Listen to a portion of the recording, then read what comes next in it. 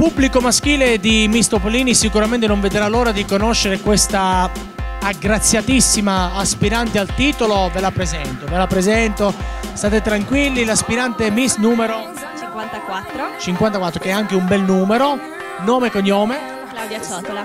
Che è anche un bel nome e un bel cognome, bene.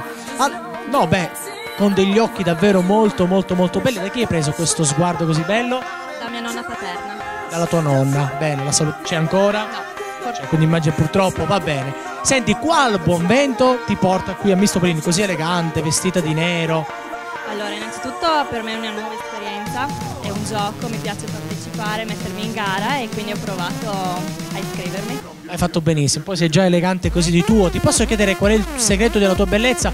Non so, fai uno sport, come fai a mantenerti in forma? Scusate, guardo sempre in massa, no? Perché c'ha, insomma, guardate anche lei, veramente molto in forma.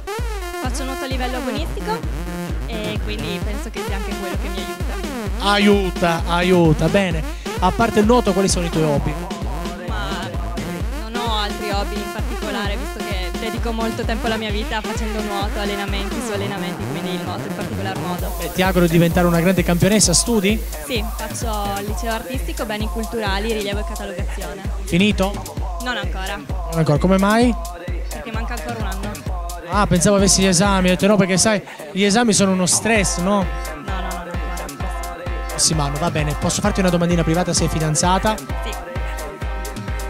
Gli rifacciamo la domanda, sei fidanzata? Sì. Amici, è finita. Lo so, hai fatto crollare un castello, come si chiama? Enrico. L'importante è che tu sia felice con Enrico, che speriamo ti appoggerà. Assolutamente spero di sì. Bene, allora, quella è la telecamera di Miss Topolini. Per te la grande opportunità di salutare e dire quello che vuoi. Allora, saluto le mie amiche, i miei familiari, mio fratello Enrico. In bocca al lupo!